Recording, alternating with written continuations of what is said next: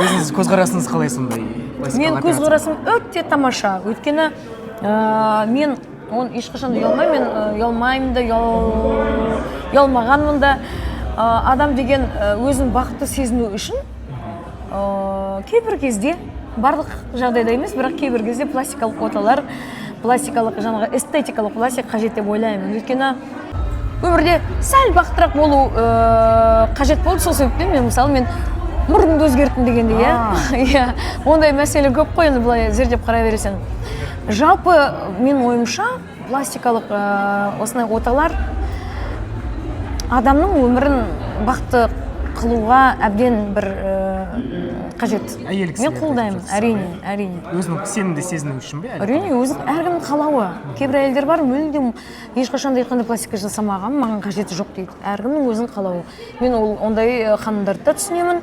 Және де әрқашан сұлу болғым келеді, өзгергім келеді деп өз-өзімен работают над собой, дейді ғой. Те дамы, которые работают над собой, всегда трудятся, стараются выглядеть хорошо, правильное питание, спорт, пластические какие-то косметологические процедуры. Я думаю, что это только в пользу для того, чтобы стать еще счастливее, еще красивее. Вот так. Өзіңіздің шығармашылығыңызда айтып өтсеңіз не қызықтар бояды? Мен шығармашылығымда өте қызықтар көп, күнделікті өмірім, оның барлық қызық. Жаңа әндер жазылуда. Мен көбісі біледі, енді әндерімнің 95%-ын өзім шығарғам. Енді мен сонымен қатар соңғы кездері тек қана композитор емес, ақын болып кеткен жағдайым бар. Соңғы жаңалық, осы жақында ғана «Мама, айтшы» деген ән шықты жарыққа. «Мама, айтшы».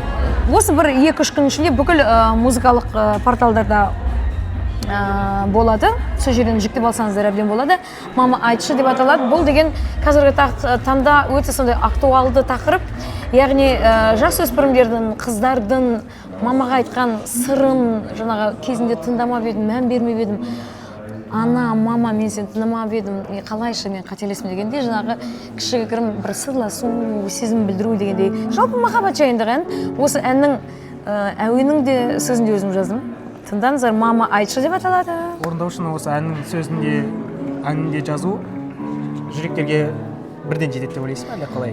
Бірден жетеді, оған куә менің инстаграмдағы қойылған рилстар, кәдімгідей тикток болсын, жүздеген, мыңдаған қаралымдар болып жатыр. Миллионға әлі жеткен жоқпыз, бірақ жетуге сәл қалды. Сонымен қатар тағы да жаңа әндер шықты.